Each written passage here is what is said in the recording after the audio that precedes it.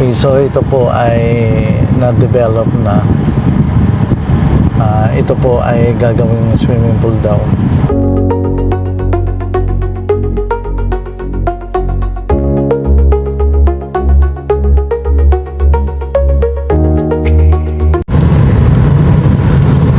Mapasok lang natin sa Barangay Road. Galing tayo dun sa National Highway ng Katanawan. So papunta tayo dun sa lote na titingnan natin at tabing dagat. So ito po yung daan papasok.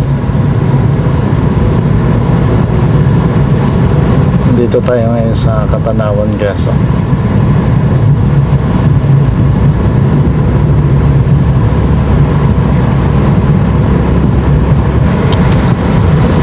Okay, so malapit na tayo dun sa binibentang property.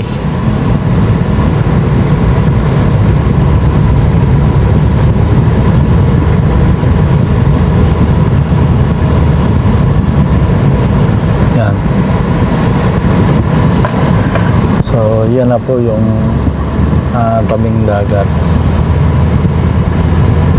So nasa upper part po tayo, nasa taas, kaya akala natin ay dagat na. Kaya hindi pa po, yung malayo-layo pa tayo sa dagat. So kakanan tayo. Oh.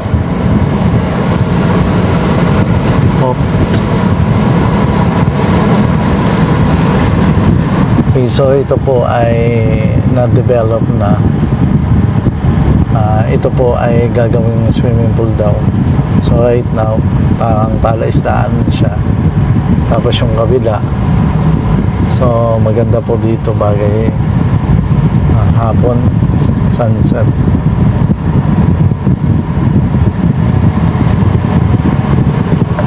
Okay. Yan. So ang binibentang property po ay nandun sa side ng kanan. Yan po lahat ay tabing kalsada na. So yan po ang bahay ng owner. Saka yun yung kabila. Kubo pala yan. Titingnan natin yung lote. Napakaganda po dito. Tabing-tabing dagat po yung binibentang property.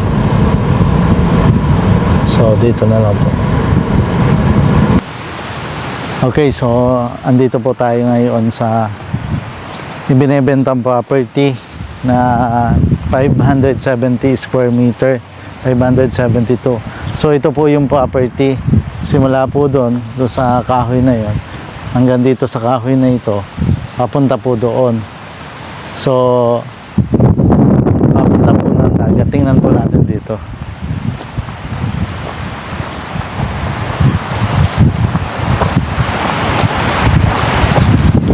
Ngayon po ay umuulan ng konti.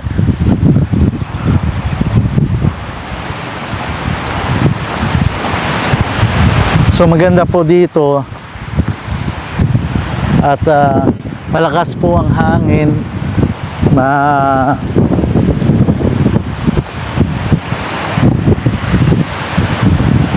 at maganda po ang buhangin dito. So yan po. Yan po yung dagat. At ang buhangin naman po dito halos ay parang white sand na katulad po nito. So ito na po yung property. Papunta po dito. Yan. 572 square meter. So ito naman po ay farm ng may-ari. Tapos yan din po yung bahay ng may-ari. Okay. So thank you so much.